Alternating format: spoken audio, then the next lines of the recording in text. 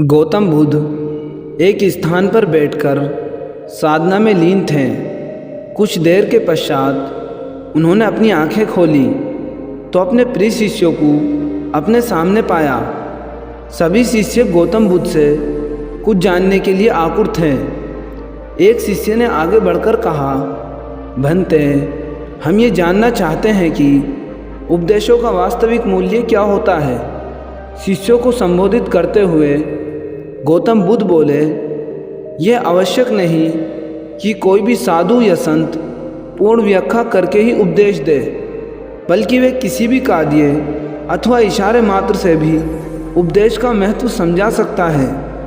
इसी विषय में मैं तुम्हें एक कहानी सुनाता हूँ, ध्यान से सुनो। किसी नगर में एक सेठ रहता था। उसके पास अपार धन संपदा थी। उसका व्यापार दूर दूर तक फैला हुआ था। एक दिन एक साधु उसके दरवाजे पर भिक्षा मांगने के लिए आया। सेठ ने उसे भिक्षा दे दी। भिक्षा लेकर वह साधु जाने लगा तो सेठ ने उसे रोककर कहा, महाराज, मुझे कुछ उपदेश देते जाइए। साधु ने उसकी ओर देखा और बोला, हफ्ते भर बाद आज ही के दिन फिर आऊँगा, तब उपदेश दूंगा। अपने वादे के अनुसार अगले हफ्ते साधु फिर आया। सेठ तो उसकी राहें देख रहा था। उसने उसे देने के लिए तरह तरह के पकवान तैयार करवा रखे थे।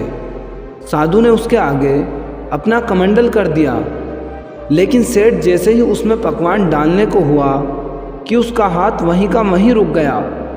बोला, स्वामी जी, इसमें तो कूड़ा करकट है।